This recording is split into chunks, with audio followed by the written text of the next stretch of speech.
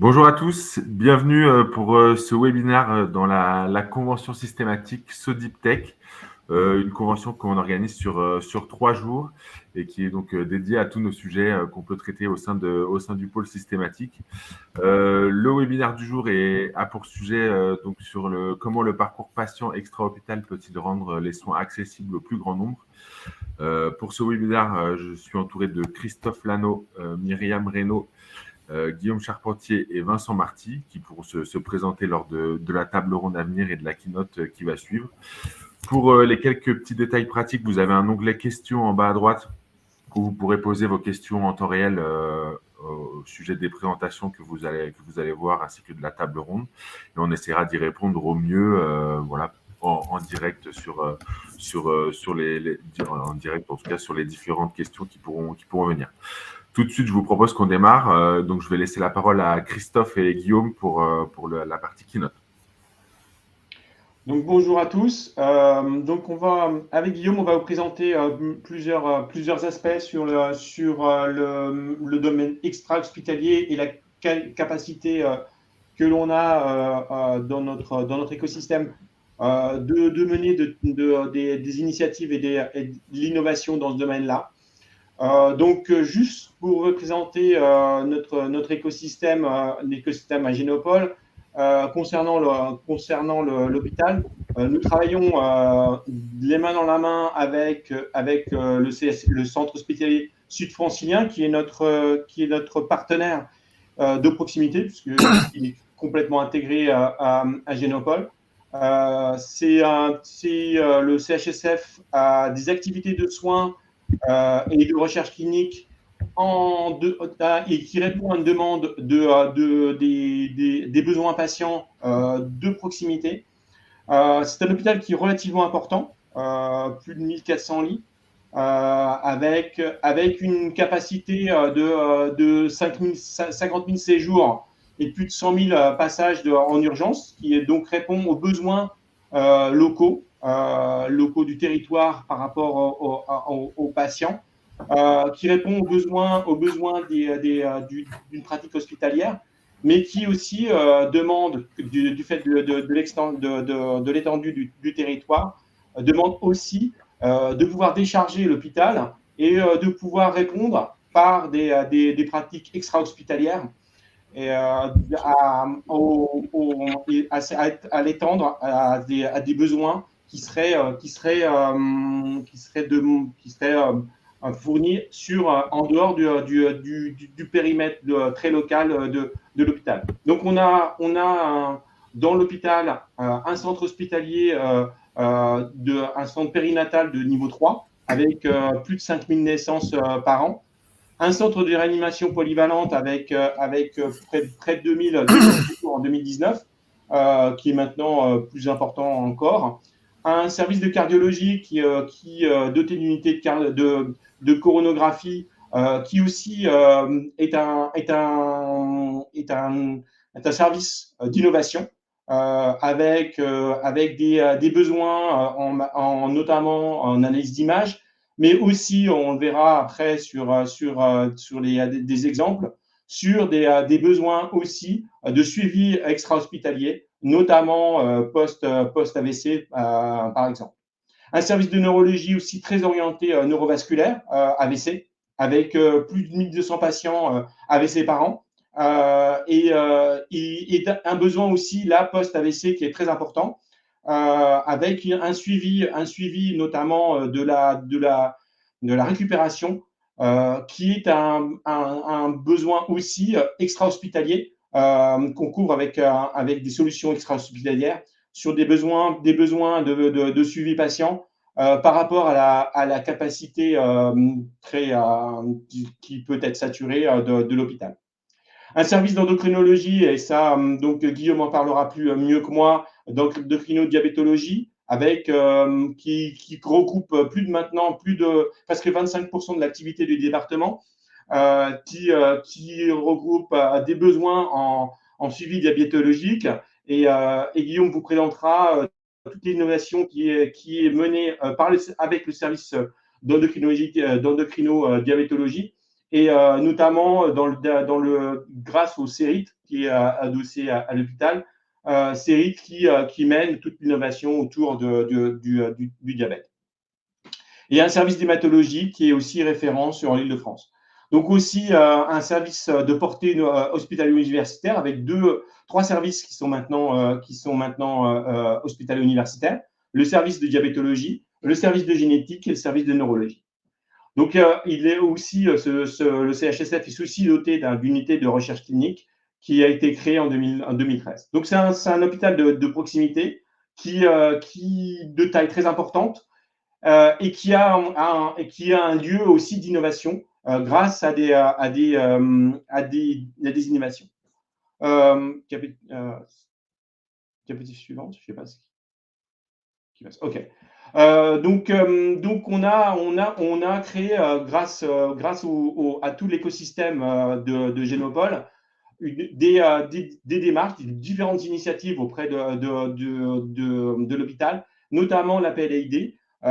C'est un dispositif qui est maintenant à sa cinquième génération, qui permet de demander au personnel médical, paramédical et médical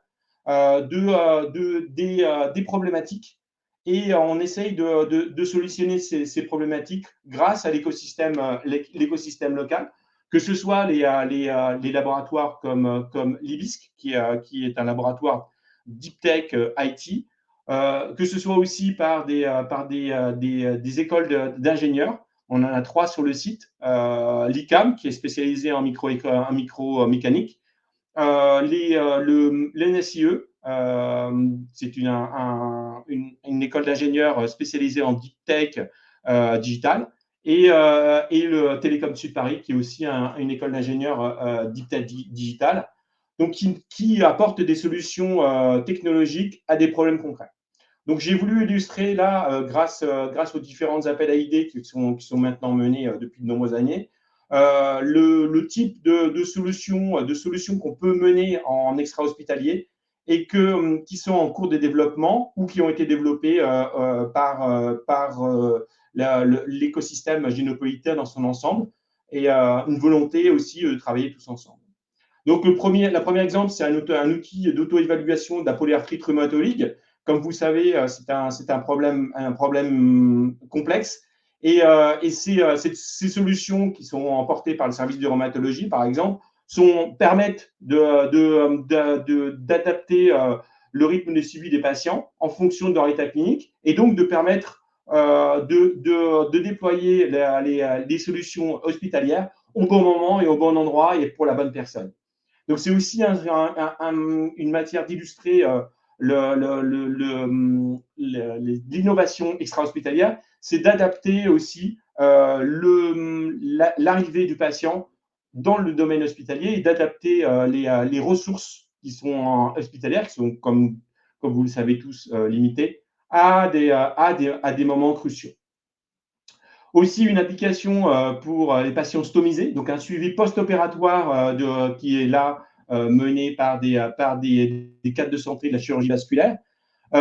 L'idée, c'est de pouvoir suivre les patients et de pouvoir les accompagner en post-opératoire. C'est donc une application pour le suivi des patients stomisés. Donc à peu près 80 000 patients par an qui sont concernés par ce type d'intervention. Donc, c'est une application qui est maintenant en cours de développement avec un industriel, qui a été suivi par nos différents dispositifs d'accompagnement et qui a gagné le prix InnovUp, et qui maintenant donc est encore en phase de déploiement industriel. Diapositive suivante.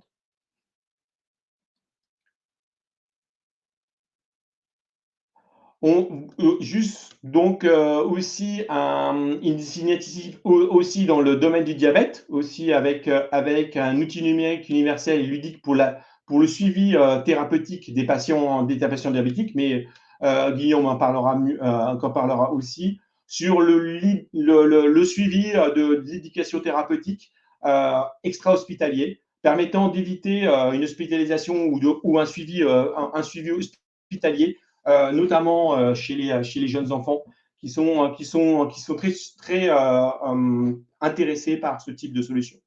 Et aussi typiquement le dernier exemple est l'autorééducation ultra précoce pour la récupération du trouble du langage, car vous savez que post-AVC, vous savez qu'en neurologie, le traitement le plus tôt possible des séquelles de l'AVC permet une meilleure récupération et il n'est pas nécessaire de garder une hospitalisation pour cela. C'est pour ça qu'on a développé ce type de solutions qui permettent d'adapter une solution à domicile, permettant une meilleure récupération grâce à des outils de type application mobile. Diapositive suivante. Donc, ça ne concerne pas que des solutions qui sont de type application extra-hospitalière. Ça concerne aussi, si tu peux passer la diapositive suivante, s'il te plaît. Donc, ça concerne aussi, aussi un suivi, un développement de l'offre autour péri-hospitalier et notamment une offre qui permet aussi d'offrir des zones, des endroits extra-hospitaliers. Diapositive suivante, s'il te plaît.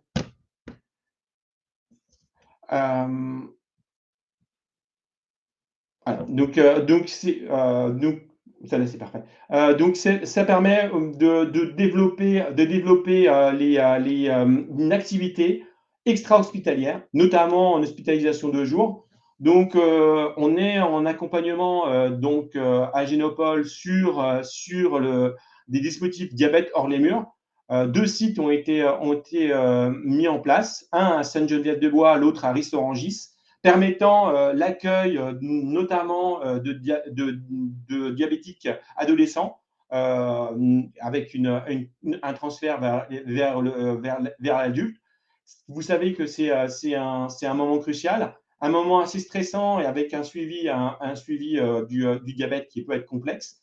Et c'est l'idée de mettre ce dispositif d'hôpital hors les murs permettant d'avoir une activité hospitalière tout en évitant le stress de l'hospitalisation et en évitant aussi, en déchargeant l'hôpital de ces activités qui permettent l'optimisation des traitements dans le domaine du diabète.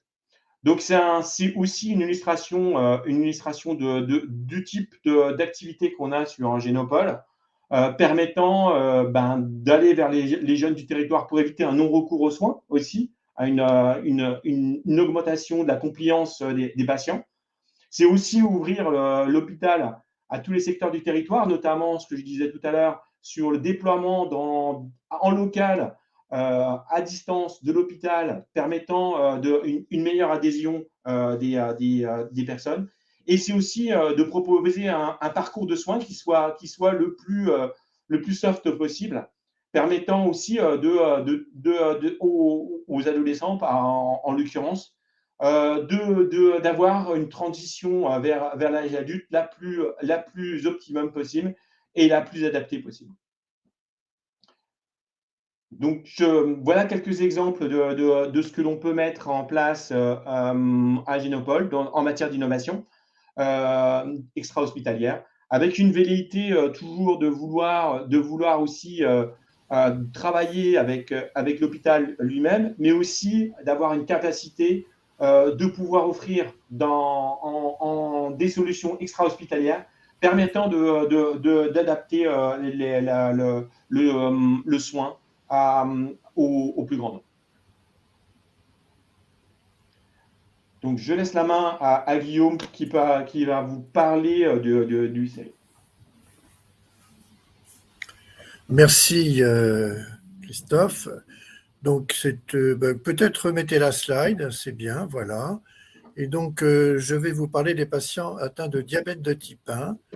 Alors, c'est une maladie qui est relativement fréquente, qui touche quand même 200 000 personnes en France. Elle commence souvent dans l'enfance et touche beaucoup des adultes jeunes. Et donc, c'est une maladie pour la vie. et qui est très particulière parce que le seul traitement, il n'y en a qu'un seul, c'est l'injection d'insuline. L'insuline ne peut pas se prendre par la bouche, il faut l'injecter. Et donc, de façon classique, on apprend à ces patients atteints de diabète de type 1 comment s'injecter de l'insuline, et en particulier matin, midi et soir avant les 3 repas. Et il faut aussi avoir de l'insuline lente pour couvrir les besoins en dehors des repas, parce qu'on n'a pas besoin d'insuline que pendant les repas, mais même quand on ne mange pas, on a besoin d'insuline pour que le carburant principal de l'organisme, qui est le glucose, le sucre, puisse effectivement être consommé par nos cellules. Donc le traitement classique, c'est soit une injection d'insuline lente au coucher et que l'on adapte de façon à avoir une bonne glycémie le lendemain matin, avec une injection d'insuline rapide ou ultra rapide maintenant, avant chaque repas.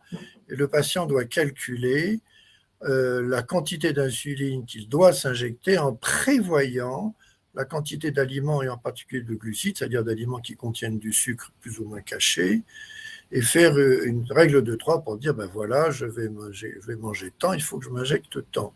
Donc vous voyez que ce n'est pas si simple que ça, et si le diabète est un peu élevé, il doit aussi rajouter un peu d'insuline à ce moment-là. Donc ça peut se faire classiquement avec 4 injections par jour.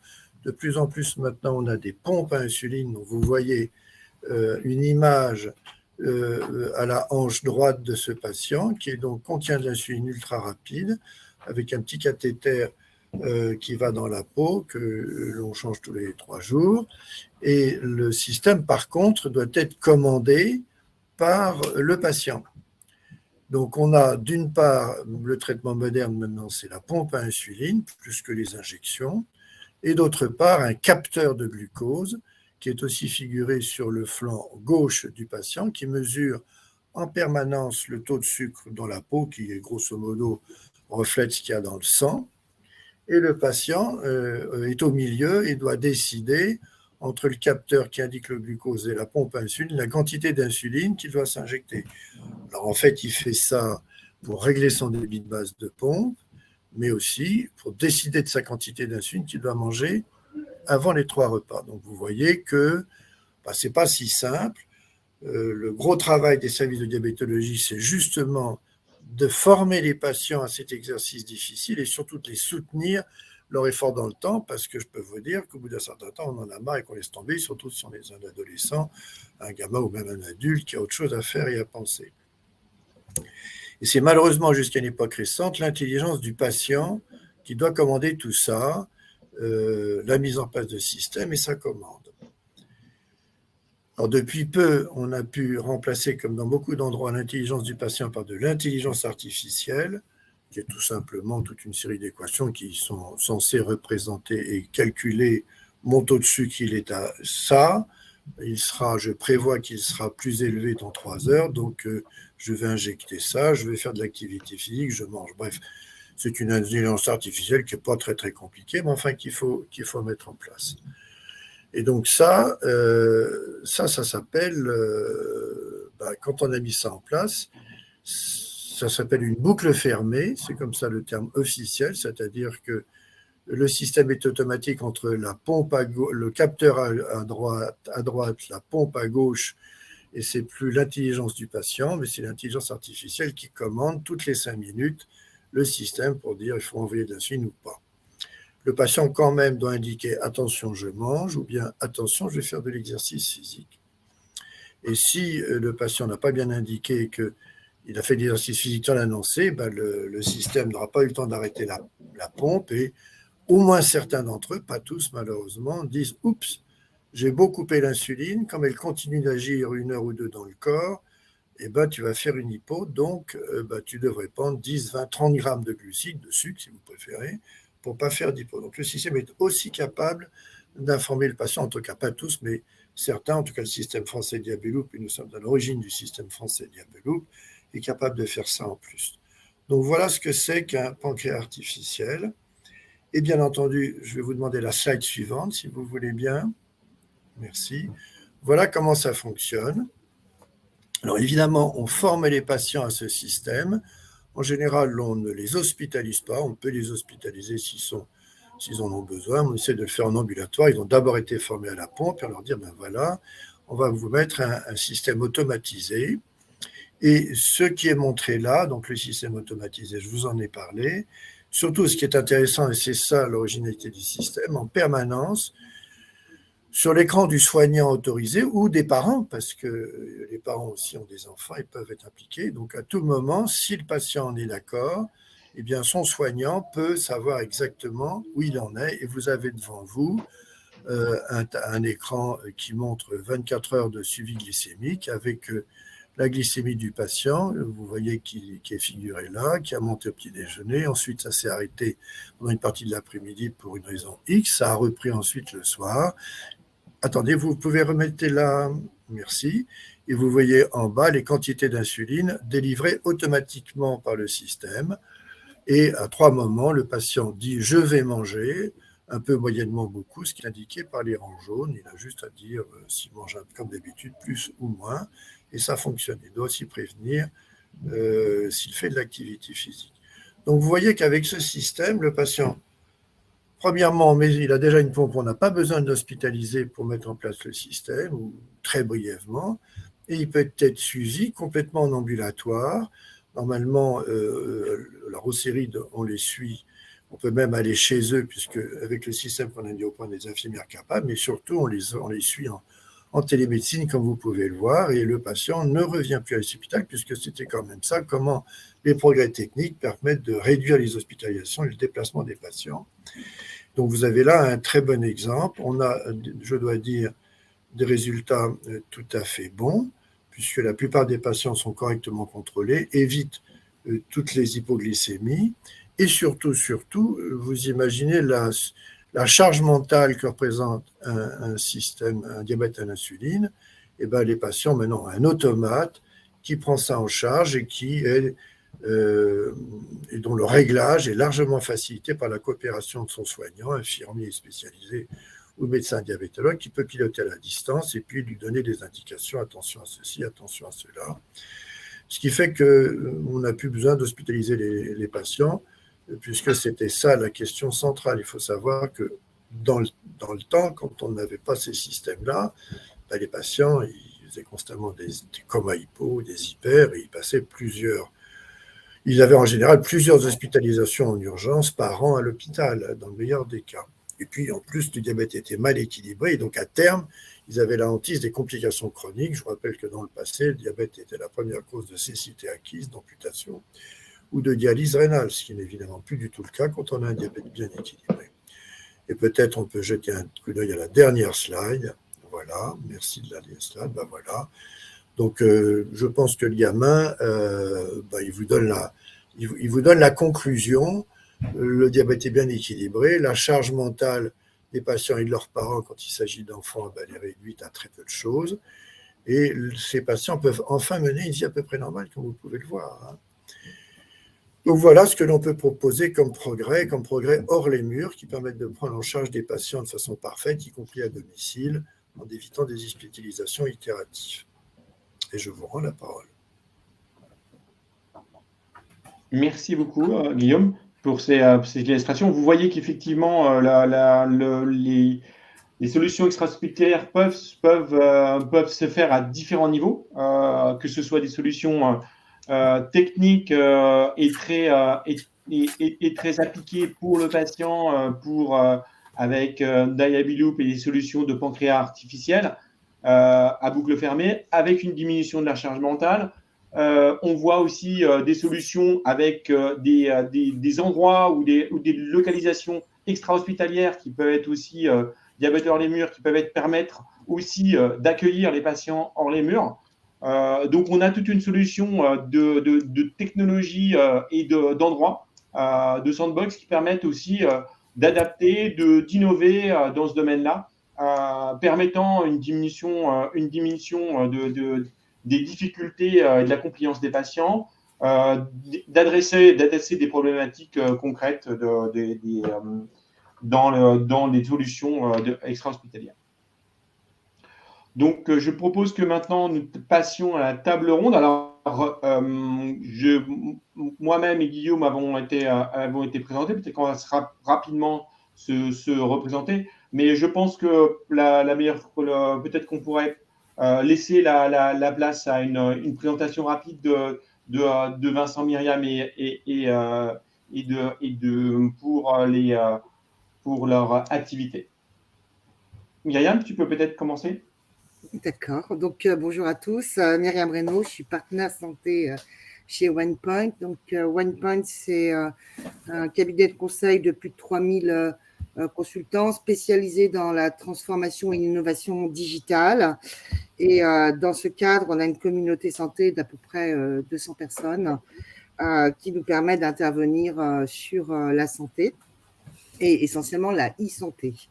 En fait, on est titulaire du marché CAIH de la e-santé, ce qui nous permet d'intervenir en prévention, et on va illustrer dans le cadre de la table ronde ces points-là, l'accompagnement à la digitalisation des hôpitaux et autres acteurs de la santé, les innovations, les plateformes e-santé, les problématiques de conformité, je ne sais pas si on en parlera dans les limites, auprès de l'ensemble des acteurs de l'écosystème santé, donc du ministère de la Santé, où on intervient sur les 3 directions, DGOS, DNS, DNUM, les agences nationales, on intervient auprès de l'EFS, l'Agence de biomédecine, la Haute Autorité de Santé, les ARS, on intervient en ce moment particulièrement auprès de PACA, les établissements de santé, du plus grand, la PHP, au tout petit, qui ont des problématiques de digitalisation qui leur sont propres, et différents dans le cadre de projets d'innovation avec les AP et les CHU.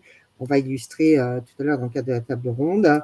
On intervient aussi auprès des collectivités sur la mise en place de filières santé ou médico-sociales. Et puis, bien sûr, les établissements médico-sociaux, notamment auprès de la ville de Paris. On a un cabinet de conseil un peu particulier puisqu'on est également partie prenante d'innovation et d'action de R&D. Donc, on a des chaires santé, de recherche et développement en santé. On a des liens forts avec le monde académique et le monde des bioclusters, dont Systématique, entre autres, dont dans le monde académique, les principales universités, Paris-Saclay, je crois que ça a été cité, Aix-Marseille, et j'en oublie, les grandes écoles d'ingénieurs. Et notamment, nous investissons sur les problématiques de thérapie digitale que je vais illustrer dans le cadre de la table ronde.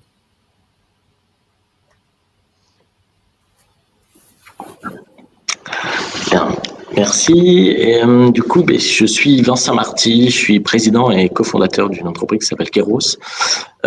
Keros est né il y a 4 ans de ça, des suites de la disparition brutale de mon grand-père en établissements médico-sociaux. En fait, on s'est rendu compte qu'il y avait des canaux d'alerte qui restaient à explorer, notamment des alertes automatiques en cas de danger immédiat pour les résidents. Donc voilà, ça fait 4 ans. Aujourd'hui, on a commencé les commercialisations il y a 1 an de ça, qu'on conçoit, fabrique, commercialise des solutions d'alerte automatique en cas d'urgence pour un résident. Donc, un résident, enfin, l'urgence, on la caractérise. Enfin, l'urgence peut être vitale, peut être liée à une chute qui soit brutale ou lente. Ça peut être des déambulations non souhaitées. Ça peut être également des fugues. Tout cela en gardant en tête qu'on doit rassurer le résident sans le stigmatiser. On doit également le sécuriser sans jamais le contraindre. C'est là où est notre principal travail, c'est qu'on utilise des technologies qui sont aujourd'hui éprouvées, mais tout ce travail de co-développement, prendre en compte les habitudes des résidents, prendre en compte les habitudes des soignants, parce qu'il ne s'agit pas de les remplacer ou de les alourdir. Voilà un petit peu concrètement, en fait, notre solution s'articule d'un côté avec différents capteurs, une plateforme sur Internet pour traiter l'information et toute une partie formation, parce que le fait de générer des nouvelles alertes qui correspondent à des urgences, il faut s'assurer que le personnel qui reçoit ces alertes-là est en mesure d'avoir les actions adéquates. Voilà.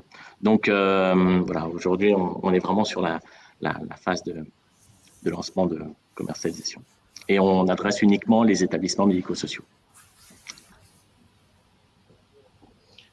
Guillaume, veux-tu présenter rapidement le CERIT?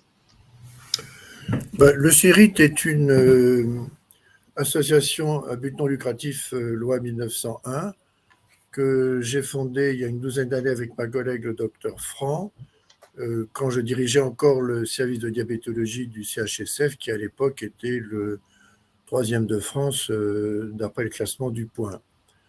Pourquoi on a créé ça, c'est que bien que notre hôpital soit important, ce n'est pas un hôpital hospitalo-universitaire, c'est une de ces anomalies, il est en dehors de la paix de Paris, et c'est un hôpital purement hospitalier, sans domaine universitaire. Donc, on a créé un centre de recherche centré sur nos activités de diabète, sur les sujets qui nous intéressaient, en se débrouillant pour trouver des fonds propres pour le faire fonctionner.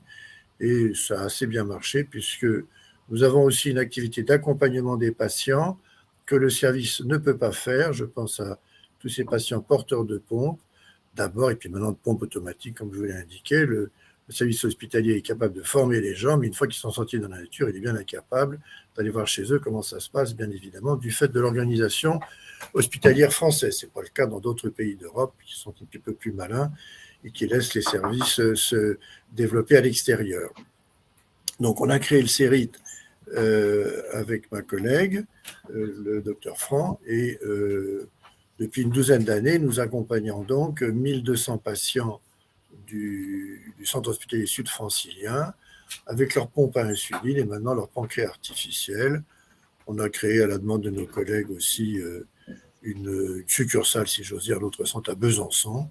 En fait, à vrai dire, on ne cherchait pas à devenir l'international du diabète et on a arrêté là notre expansion se centrant sur la région au sud de Paris.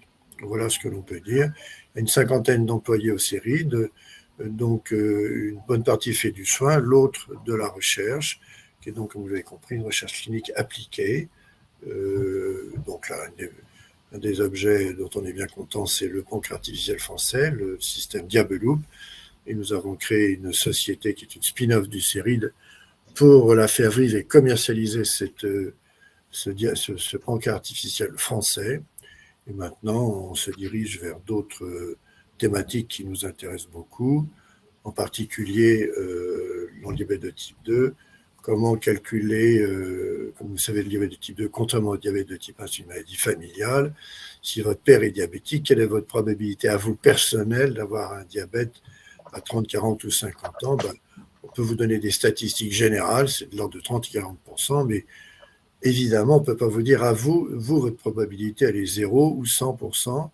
Donc, on a développé des algorithmes avec aussi de l'intelligence artificielle et beaucoup de génétique, mais pas que, c'est aussi le mode de vie, l'histoire des patients. Avec nos amis généticiens de Lille, avec le professeur Frogel, et on est maintenant capable, pour un individu donné qui a son père ou sa mère diabétique, de dire, voilà, vous, votre probabilité de faire un diabète de type 2, c'est 30% quand vous avez 50 ans ou 80% quand vous aurez 45 ans. Donc ça, on est capable de le faire. Et donc là, on va développer une société commerciale pour promouvoir ça. Et la troisième thématique qui nous mobilise, c'est l'impact du stress. Alors le stress, c'est évidemment la maladie de notre société moderne. Elle touche tout le monde, dont les diabétiques, et ça peut impacter beaucoup leur équilibre glycémique. Alors c'est pas le temps le stress aigu, c'est-à-dire j'ai failli me faire écraser, oups, mon Dieu, et puis ça passe. Ça c'est très désagréable, mais ça impacte peu l'équilibre glycémique. Non.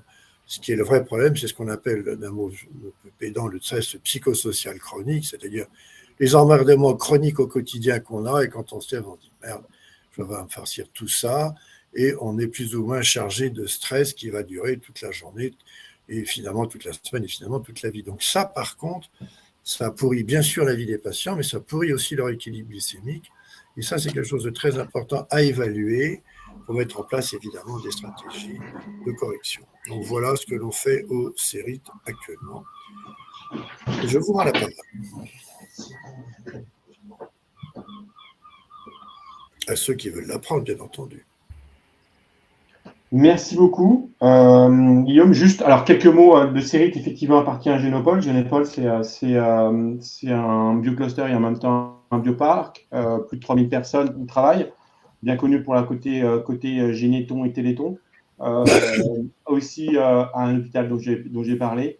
Une activité non négligeable en matière digitale, ce qui aussi explique notre relationnel très important et le travail que l'on mène avec Systématique, avec donc Gestis Télécom, le Télécom Sud Paris, les NSUE, les laboratoires de l'IBISC, mais pas seulement, et aussi toute une activité aussi en matière d'agritech, foodtech, dont on ne parlera pas aujourd'hui. Donc, vous voyez qu'effectivement, il y a les solutions hospitalières sont dans plusieurs illustrations. Un des aspects, c'est ce qu'a évoqué Vincent, c'est l'adaptabilité et l'adaptabilité à l'utilisateur. L'expérience utilisateur est-il un frein, Vincent? Alors oui, et pas forcément donc l'expérience utilisateur, c'est le premier retour, hein, c'est le premier drapeau qu'on voit quand on met en route, quand on met en production la solution, mais l'expérience de toutes les parties prenantes en fait doit être considérée évidemment dans le déploiement d'une nouvelle solution. Nous, typiquement, on s'était vraiment centré sur l'expérience utilisateur où enfin, voilà, c'est l'utilisateur final qui a dessiné le bracelet, par exemple, qui souhaitait porter à son poignet. Et en fait, au moment de la mise en production, en déploiement dans les premiers établissements, on s'est rendu compte que l'expérience, dans toutes les parties prenantes dans les établissements médico-sociaux, ça va être la famille, ça va être également les soignants. On a également des liens forts avec la direction parce que c'est eux qui décident de nous installer ou non. Et donc, c'est vraiment l'expérience de chacun des maillons qu'il faut considérer pour que l'opération soit un succès. Typiquement, nous, on a réussi à faire un bracelet très confortable, accepté, non stigmatisant, etc. Des résidents avec des fonctionnalités qui les rassuraient. Typiquement, voilà, le monitoring régulier de paramètres vitaux tels que la fréquence cardiaque, oxygénation du sang et pression artérielle. Mais derrière, on générait des alertes qui étaient anxiogènes, en fait, pour les soignants qui étaient au jour le jour. Donc, les soignants dans les établissements médico-sociaux, c'est majoritairement des aides-soignants. Donc, voilà, qui n'étaient pas forcément habilités à intervenir sur une urgence qu'on qualifiait d'urgence vitale, sur un patient âgé en moyenne de 85 ans, sachant que voilà, la prise en charge est particulière, hein, on ne va pas diffère quand c'est une personne qui est âgée. Donc voilà, qui arbitre? Est-ce que la fonctionnalité, qui a la priorité? Est-ce que ça va être le soignant qui aujourd'hui, le fait de recevoir ce genre d'alerte, c'est hyper anxiogène? Ou alors est-ce que ça va être de rassurer le résident? Voilà, donc c'est l'expérience de chacun qui est à prendre en compte. Nous, du coup, là, pour ce cas précis chez Keros, c'est ce qu'on essaye d'accompagner les soignants parce qu'on considère que c'est l'avis de l'utilisateur final qui est le plus important. Okay. Merci Vincent. Effectivement, donc si je comprends bien, les solutions extra-hospitalières doivent s'inscrire dans un parcours patient et doivent s'inscrire de façon la plus soft possible. Donc, Myriam, est-ce que tu peux illustrer avec les actions que vous menez avec OnePoint sur ces aspects-là? Oui, peut-être. Je voudrais illustrer sur la problématique de l'expérience patient un point qui nous paraît, sur le volet digital important, c'est le design. Et nous avons des designers, pas informaticiens. Pourquoi? Je vais prendre un exemple. Alors, c'est pas sur le parcours extra-hospitalier, mais elle est au bout et elle est en activité. Une des actions de R&D et d'innovation qu'on a menées s'appelle Hospitch, qui est une tablette de traduction entre le patient étranger et le médecin, qui a été développée et conçue avec l'hôpital Saint-Joseph et qui est en cours de généralisation. Ce qui fait la réussite de cette tablette, c'est certes le modèle de traduction, c'est de l'IA intelligente, la bonne prise en compte de la terminologie médicale qui a été conçue avec l'expérience des soignants et des patients, mais aussi le design de la tablette, qui est une tablette sur laquelle la programmation s'est faite en 2 parties et elle est posée entre le patient et le médecin et chacun voit sa partie de manière inversée. Donc, il y a eu un énorme travail de design qui est également à prendre en compte et je voulais apporter cette vision également dans le cadre de cette table ronde pour illustrer. Par exemple, sur l'exemple du diabète que le Dr Charpentier a illustré, j'imagine que le design des capteurs et de la pompe pour qu'elle soit acceptée des enfants et des adolescents est complètement fondamental.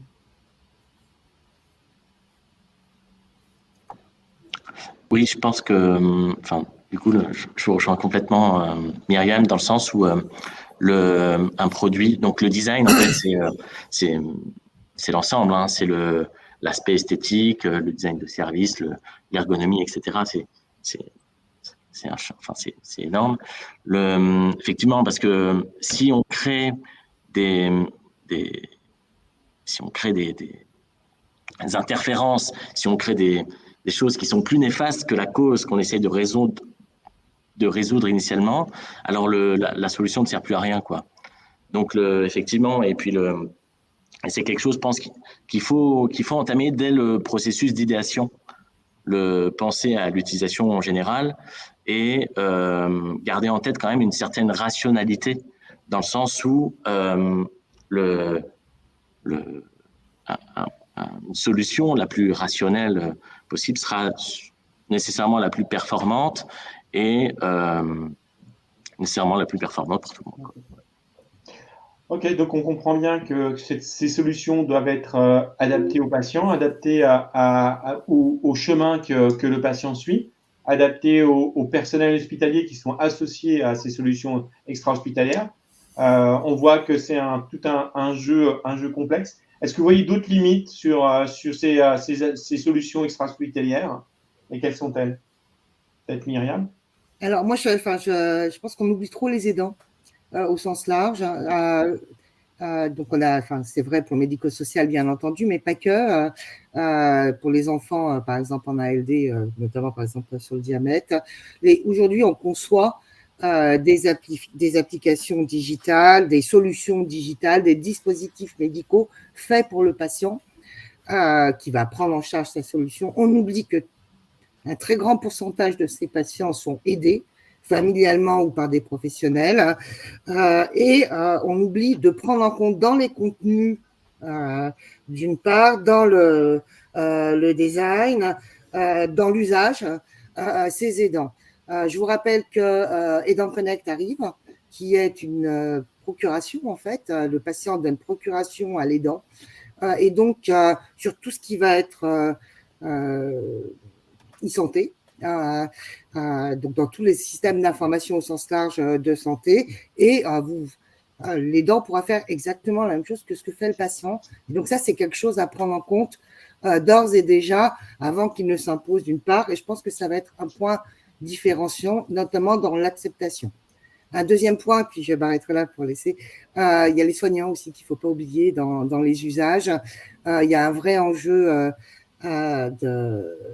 d'acceptabilité par les soignants de solutions digitales ou autres. Si, pour X raisons, le soignant, qu'il soit médecin ou non, considère que ça ajoute de la charge qu'il considère comme lui, à tort ou à raison, comme une charge administrative, c'est fichu. Je peux peut-être dire un mot là-dessus sur l'acceptabilité par le patient. Il y a 2 aspects. Il y en a un qui est absolument impératif, c'est que les objets, les systèmes, objets ou prothèses, puisque c'est quand même un peu de ça, même s'il s'agit de prothèses fonctionnelles, doivent être d'une simplicité absolue et demander le moins de manipulation possible par le patient. Sinon, alors c'est particulièrement évident pour les patients âgés, mais même, ce n'est pas une question d'âge, plus il y a de choses à faire, moins les gens le font. Donc, plus c'est simple, plus c'est automatique. Un automate, c'est un automate, on a marché tout seul. et sa mise en place doit être la plus simple possible, voire être accessible par un aidant ou un soignant si la personne ne peut pas le faire. Hein. Voilà. Ça, c'est tout à fait clair. Ça doit... Et d'autre part, en particulier pour les jeunes, s'il s'agit de prothèses externes que l'on porte sur soi, il faut évidemment... Alors, la discrétion n'est pas obligatoire. Chez les personnes âgées, il faut que ce soit maniable. Et parfois, il vaut mieux que ce soit un peu gros pour que ça puisse se voir. Mais chez les sujets jeunes, je peux vous assurer, la jeunesse, elle est de plus en plus âgée maintenant. Les gens veulent des choses qui ne se voient pas, qui s'oublient. On met un patch sur la peau, puis basta, on l'oublie. Et voilà, on vient le changer tous les 3 jours, tous les 15 jours, mais pas plus. Donc ça, c'est un élément capital. Et les aspects design sont importants, mais surtout dans le sens, il ne faut pas que ça se voit. Quoi, hein. Ça puisse se mettre, si ça se colle sur la peau, sur la peau du ventre, sur l'épaule, où on veut, mais voilà, il faut que ce soit le plus simple possible, le plus anodin possible. Ça paraît des évidences, mais on fait pas mal de le rappeler quand on voit ce que les industriels parfois mettent sur le s'étonnent que ça ne marche pas sur le marché.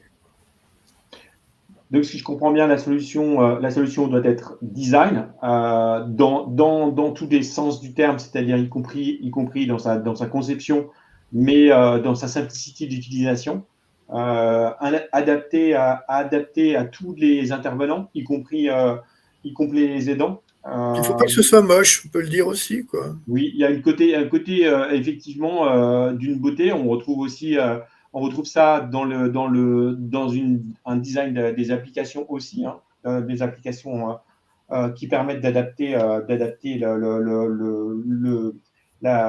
traitement. On n'a pas parlé des problématiques de remboursement. Est-ce que vous voyez que c'est un frein à l'innovation? Est-ce que c'est un frein à la mise en place de ces solutions? À l'évidence, oui, bien sûr, mais je tempérerai.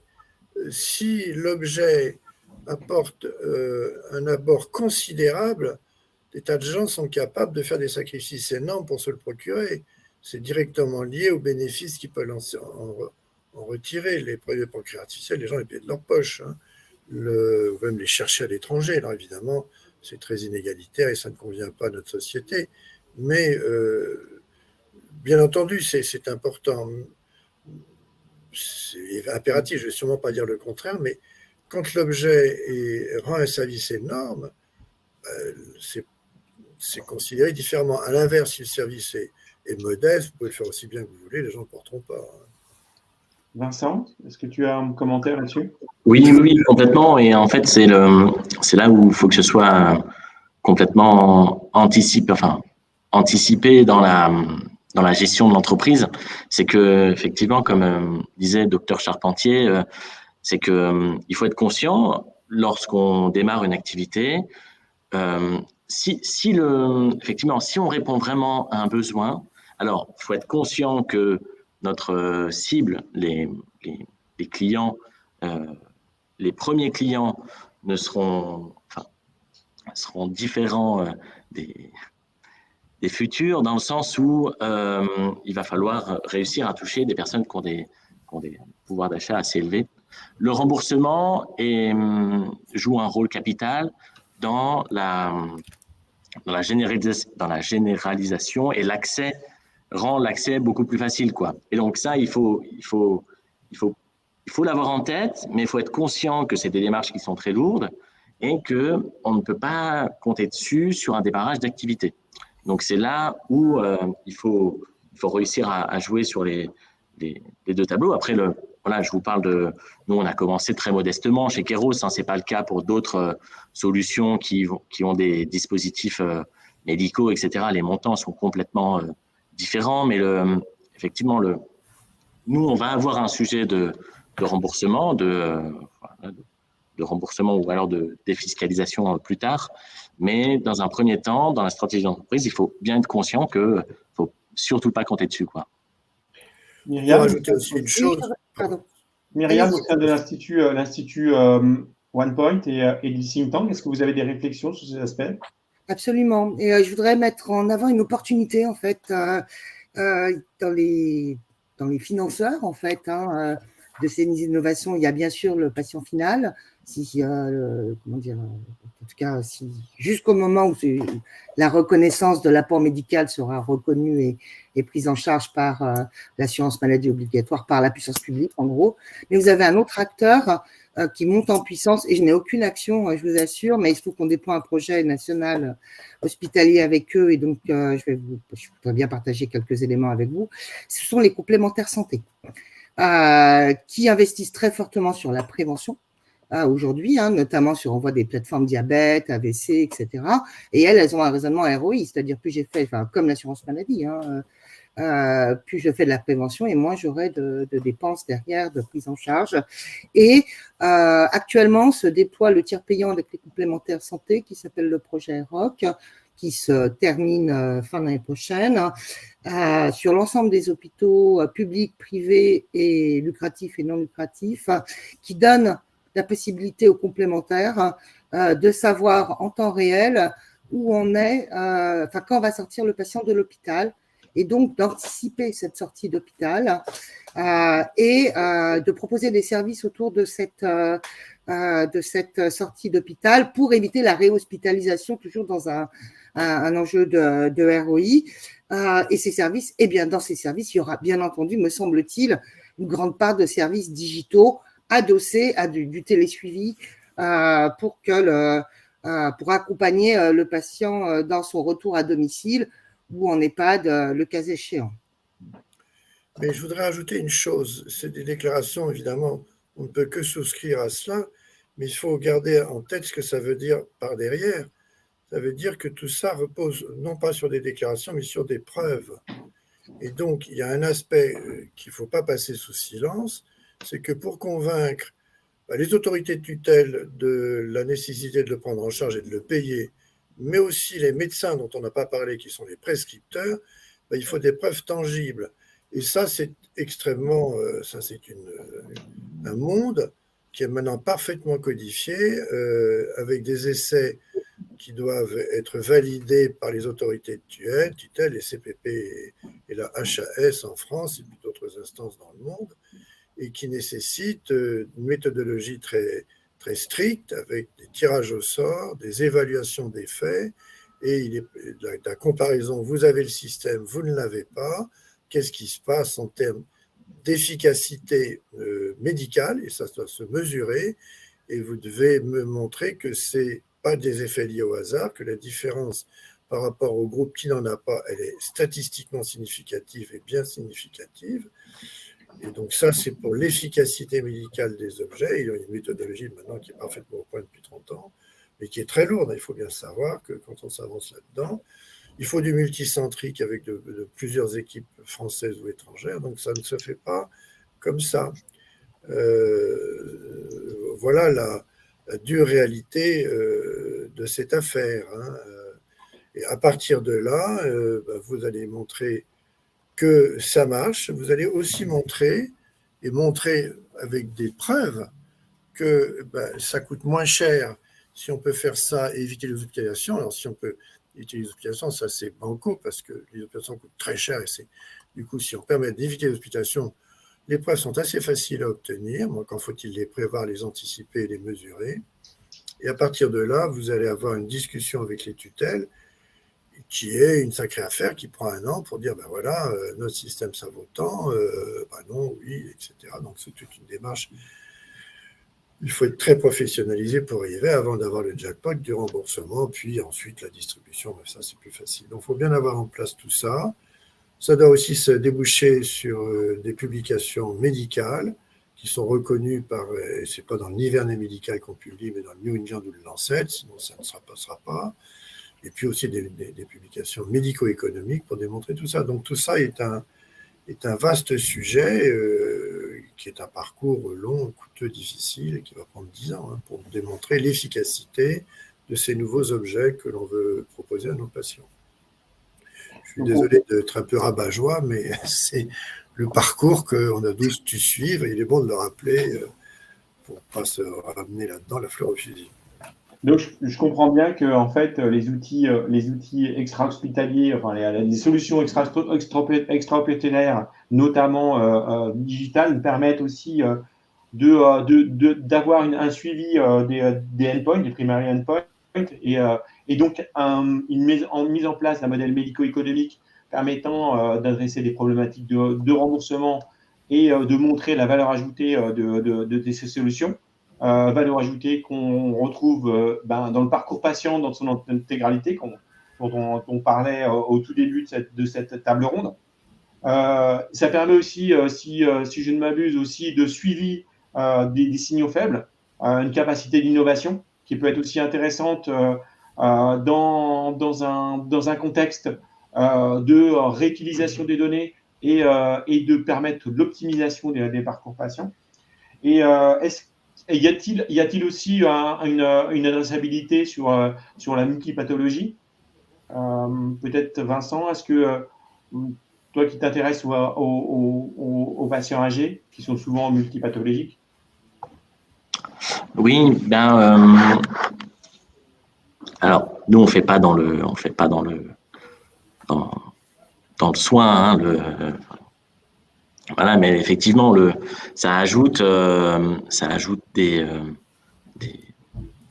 des contraintes, mais effectivement, il y a des caractéristiques qui sont propres aux personnes âgées, notamment quand je pense aux difficultés de mouvement, enfin voilà, des difficultés de mouvement, et puis aussi de l'inquiétude. Ça génère beaucoup d'inquiétude, hein, le fait de se savoir malade, et puis dans certains établissements, alors les établissements avec lesquels on travaille pour le moment ne sont pas du tout comme ça. D'arriver d'en rencontrer où l'accompagnement, la prise en charge de nos aînés n'était pas la plus dynamique. Et donc, en fin de compte, voilà, ça génère de l'inquiétude, hein, chez certains résidents qui ont toute la journée pour y penser. Et donc, voilà, c'est à nous aussi. On vient plutôt après. On va pas les soigner, hein, mais si on peut mettre en place des dispositifs qui vont les rassurer et qui permettent de mieux vivre leur quotidien, et bien du coup, on le fera. Voilà, on vient plutôt sur la phase vraiment, mais effectivement, certaines pathologies nous poussent à donner. Myriam, multipathologie, est-ce que c'est quelque chose qui est Absolument. Enfin, alors sur la partie, dès qu'on va aller sur du soin, sur la thérapie digitale, je ramène au propos du docteur Charpentier. En fait, il y a une méthodologie qui permet de comparer. Tout l'enjeu de la méthodologie, certes, elle est très lourde, mais elle permet la comparabilité avec des échantillons comparables, donc un témoin et un qui va être non témoin. Et c'est ça qui va permettre de prendre en compte le multi-axe, dont le multipathologie. Alors, il faut que ce soit quand même à un moment comparable. Et c'est ça qui va faire la preuve médicale et médico-économique dans le cadre de la méthodologie, qui certes est lourde, mais qui permet de prendre en compte cette comparabilité qui est nécessaire. Okay. Merci beaucoup pour cette table ronde très intéressante. Alexandre, est-ce qu'on a des questions de la part du public sur… Oui, alors j'ai deux questions. Alors la première, c'est dans un souci d'efficacité. On voit que justement, il y a de plus en plus de solutions qui se présentent, en tout cas, justement pour aider un peu ce suivi extra-hôpital. Comment on arrive justement à faire une homogénéisation de ces solutions et une interopérabilité de ces solutions qui, en fait, vont s'ajouter les unes aux autres voilà, vous parlez justement de multipathologie. Voilà, on peut avoir différents suivis sur différents sujets. Comment on va arriver à centraliser un peu tout ça? Vous voulez que je réponde, Christophe? Oui, je veux bien, ouais. D'accord. Aujourd'hui, chaque hôpital, chaque acteur de la santé est maître de ces solutions. Donc, c'est un marché concurrentiel. Maintenant, il y a des acteurs qui ont plus de poids que d'autres et qui font que quand ces acteurs choisissent une solution, eh bien, c'est terminé ou à peu près terminé pour les autres, en fait. Voilà, pour le dire très crûment, comment je résumerais le chemin. Je confirme les propos de Myriam, mais avec une petite note d'espoir dans le sens où, à travers justement le design, ce n'est pas parce qu'il y a une première porte d'interopérabilité qui est fermée pour, je sais pas moi, la mise en commun de données ou je ne sais quoi, que d'un point de vue usage général de la solution, l'innovation ne peut pas devenir réalité, une réalité commerciale dans une entreprise qui fonctionne. Dans le sens où, alors,